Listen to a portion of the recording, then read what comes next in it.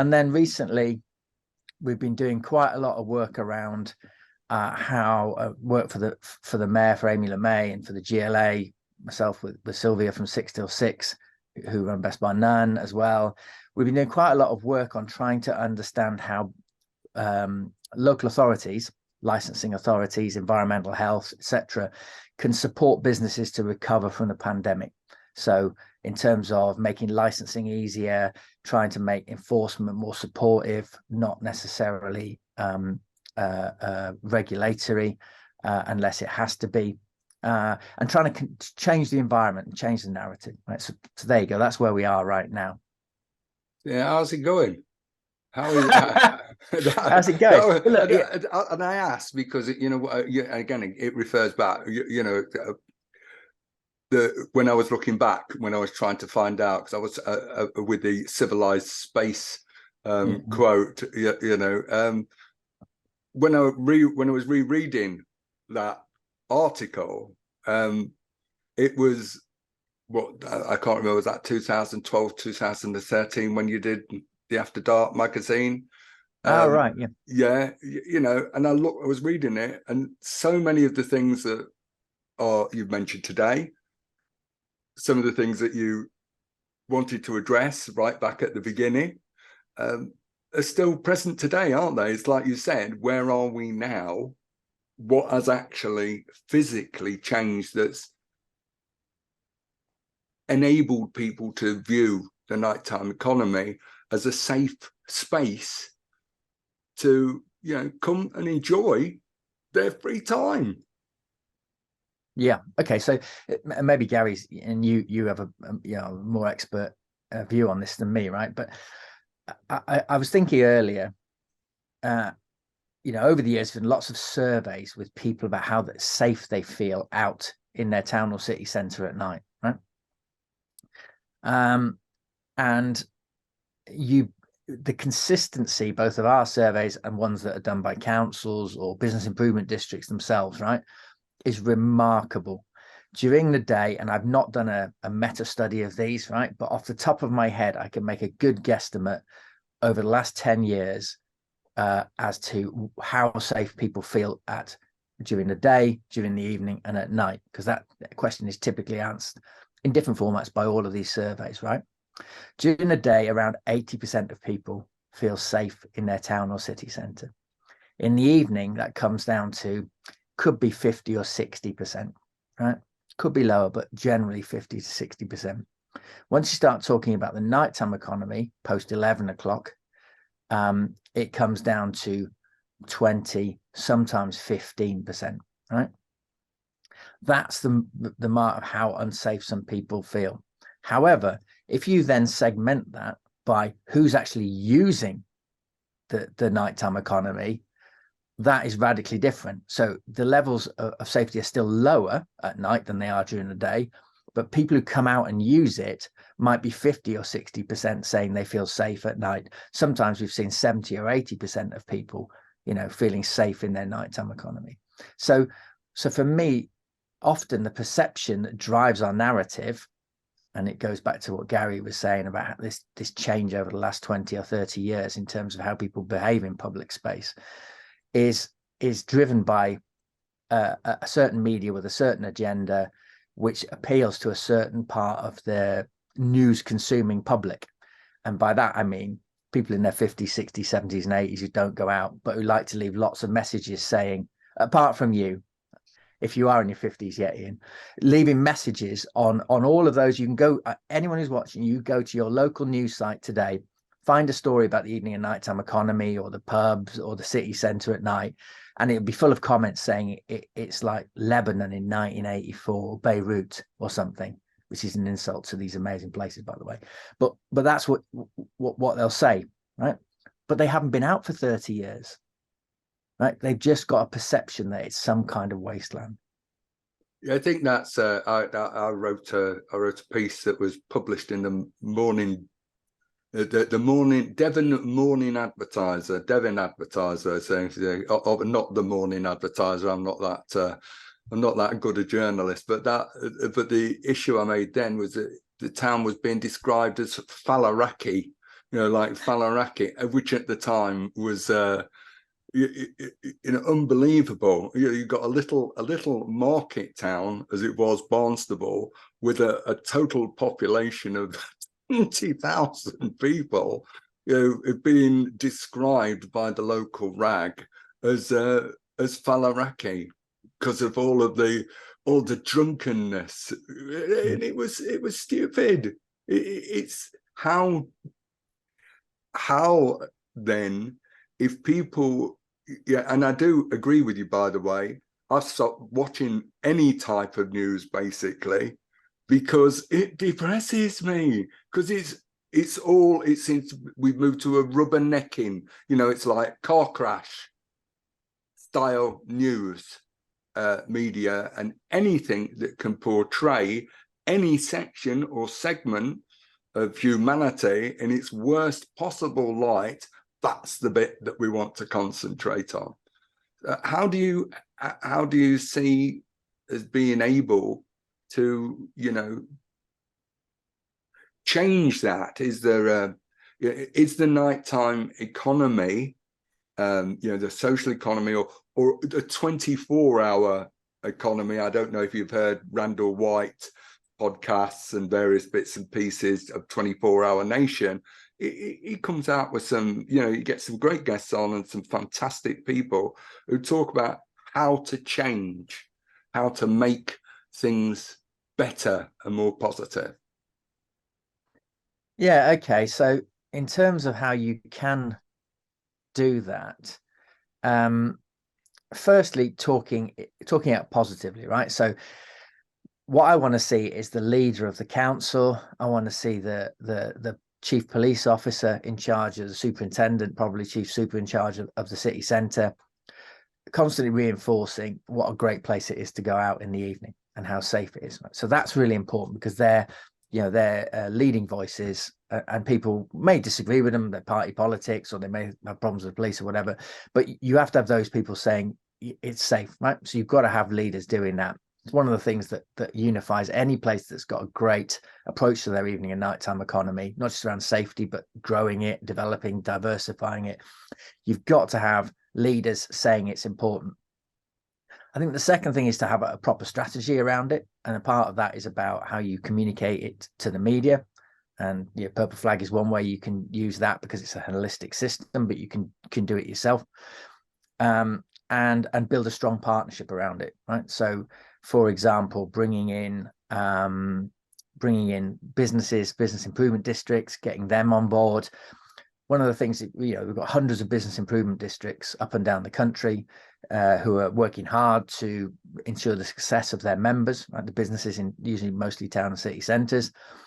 But a lot of them don't do an awful lot for their evening and nighttime economy.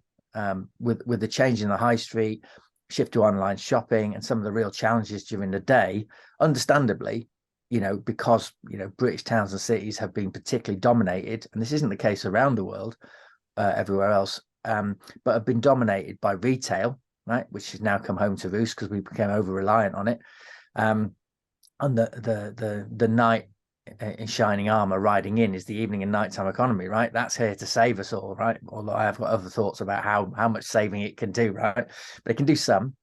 But business improvement districts don't do enough generally. Then there's some fantastic exceptions, like the heart of London in around Piccadilly Circus, and some other good ones around the country, for their evening and nighttime economy members, right? They might run a radio scheme.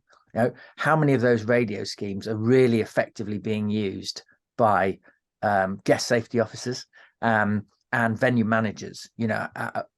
Everywhere I've been, the good ones might have half of all venues on them, using them and knowing how to use them and properly communicating about problem customers moving through a town centre at night.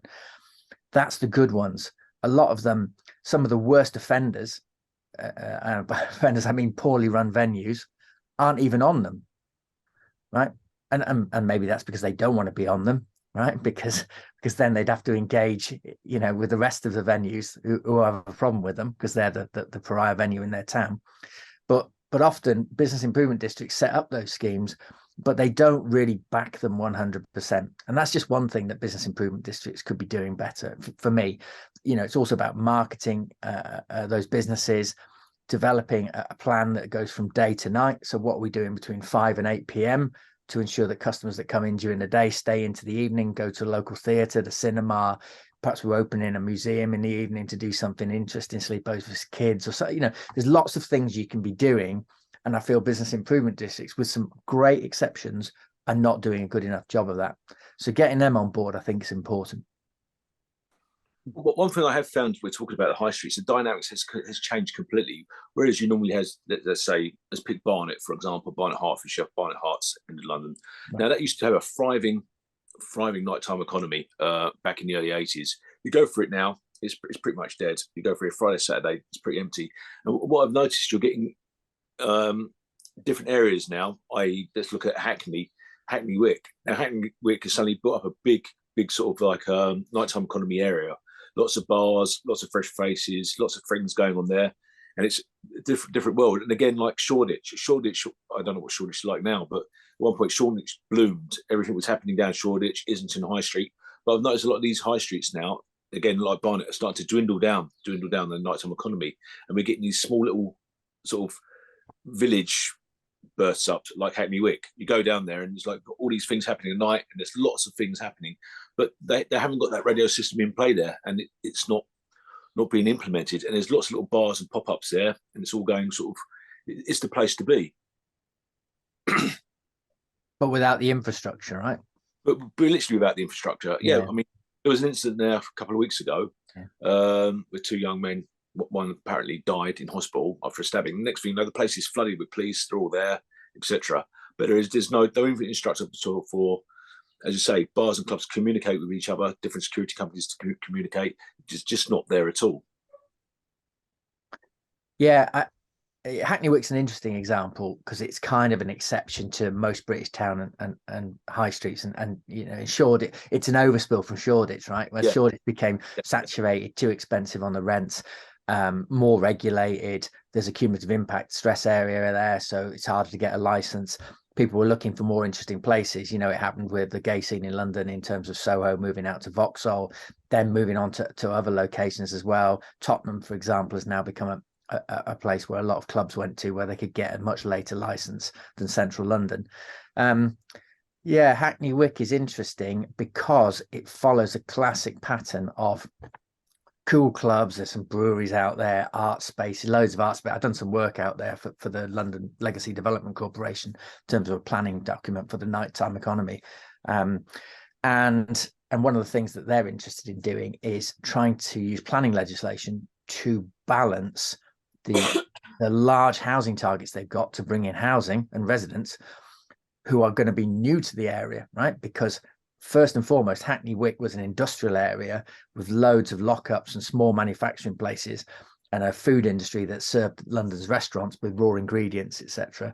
And artist studios, like famously Bridget Riley, her studio was there, but other less well-known artists as well.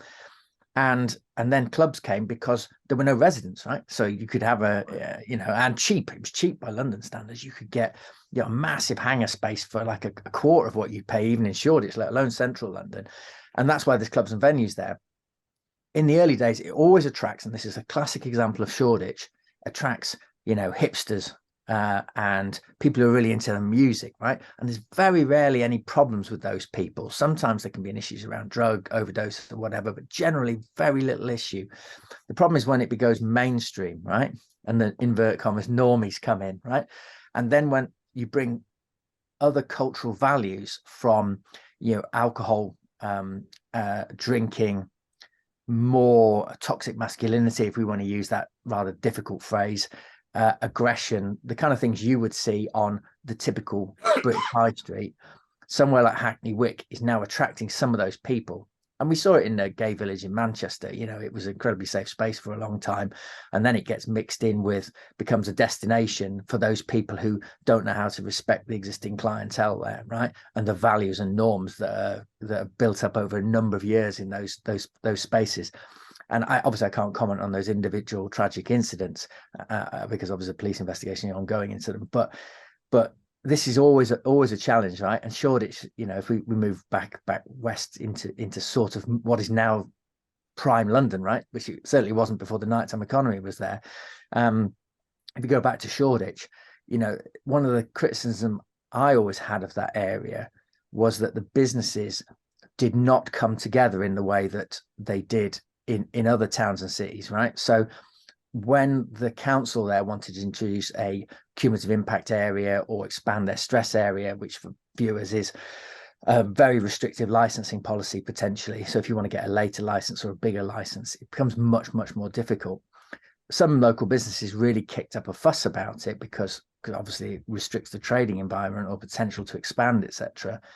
But my criticism of them was, well, you've done nothing, you're really in Shoreditch to try and make your patrons and the streets and the lives of residents safer. What you've done is receive a large amount of money because you got in early in 2006, 7, 8, 9, and 10, and your pigeons are coming home to roost now because the council is using a blunt tool to try and restrict what you're doing. Now, since then, they've got a late night levy in Hackney, which again, for people who don't know, is basically a tax on businesses that operate after midnight, right? And they, you know, they object to that. Well, you should have been doing more yourselves and taking the agenda forward, but you're very individualist businesses. And this is the thing that I like to see around safety, and goes back to what I was saying about partnership, is unless you have that partnership, you will become a victim of your own success if it is successful. And since then, the Hackney Council has got Hackney Nights, which is an entire scheme. It's an online portal. It's around training, vulnerability, which is fun. And they've got a nighttime officer, and that's funded out of the late night levy. So, you know, after having been accruing that late night levy and not doing much with it, the council properly reinvested it in services to support those businesses. But for me, those businesses should be doing stuff together as a partnership beforehand, right? Before it becomes a problem. I think that's key, and it's interesting, Ali, that you say that, because if we're to have a 24-hour economy, and personally, I can't see it going any other way. Town centres, and has been evidenced by the pandemic and the rise of online, it's accelerated online shopping, etc. Yeah, they've been hollowed out. I think Michael Kill said the donut effect, or, you know, I've been calling them hollowed out town centres for 4 years, and that's been coming for a long while. So we need to create a different mix now, don't we? Economic mix for our town centres that encapsulates and brings in the right demographic mix to promote a vibrant nighttime economy, and at the same time continues to support businesses, recognizing, I think, that they are, I call it the old mom and pops going back to the future. That was the way I described it. The days when Ma and Pa would hitch the wagon and ride into town and shop, you know. And is this in Leicester? Well, this is in Leicester, yeah. I know. Don't you have them over there? Leicester, Wisconsin. Leicester, Wisconsin, of course, and we'd go in, but that's how it would be. You get that image of people going in, and they do the shopping, and Dad would go and get the grain, go for a beer, Mum would get some. Mum and the kids would get. It was a treat. It was an experience. It was something to look forward to. You put on your best clothes like you did when you went to church or wherever you went, and then you went home and were normal. But now, I think town centres have got to become an experience, an event to a large extent in and of themselves. Yeah, but one thing you mentioned there, I see your point, Ian. I don't know about horse-drawn carts and putting your best clothes on. That's a bit weird. You live in... Yeah, it doesn't matter where I live. I live in the middle of nowhere. But one of the points is trying to bring stuff back into these high streets. But what you're finding is, when all these new builds which have sprung up as well, people suddenly going, I don't want to live near a nightclub, or I don't want to live near a bar. It's the noise. And this is what's, again, forcing bars and clubs out. I mean, one of the places I work out, it's in the middle of Docklands. It's in an old disused warehouse. One of our clients, and that's in Docklands, and they have issues every week because they've boomed. You've got all these new places up there and being built, and they've got noise. Well, it's noise. Don't live near a nightclub. It's too noisy. So a lot of these people are put pressure on the nighttime economy or social economy that they don't want them around. And we had another one in again, this was in Hackney area off the Mare Street. The place has been there for years. The Arches been there years and years, and they redeveloped it. And every weekend, because they put these new blocks of flats up, they were getting noise complaints. Eventually, the place closed down because the council then shut them down because of noise issues. So to bring stuff back in is, do people really want to be in that environment? I think, but all I'm saying is there are different things coming down, and Ali knows far more about this than I do, but there are increasingly regulatory potential, I think. So is it agent of change, Ali, and things like that? I don't know how that would actually work, but whatever we do, we've got to change. It's I know I've used the Back to the Future, the sort of thing. It may seem that way, but if we're going to have a future, then these things need to be addressed for our own benefit and for the benefits of guest safety officers, because the new model has got to incorporate a safety mechanism that enables all of these businesses to thrive and survive in the new world order, or the new normal, whatever it is you want to call it. Anyway, Ali, what do we do? To comment on the new world order. Yes, new world order, right? Yeah. I tried to think. Let's not go there, right? Okay, so you've got some great points there. Going back to your point, Gary, which is absolutely, these venues often well run individually. They've got no noise complaints against them. They've got good door teams if they need a door team at all, and probably have some residents nearby, but they've all rubbed along quite nicely for 30, 40, 50 years, maybe just 5 or 10 years. That doesn't matter the length of time, really. And then residents come in, and there's quite a few high profile cases recently, which you may have picked up on. So the agent of change principle was introduced in the National Planning Policy Framework a few years ago.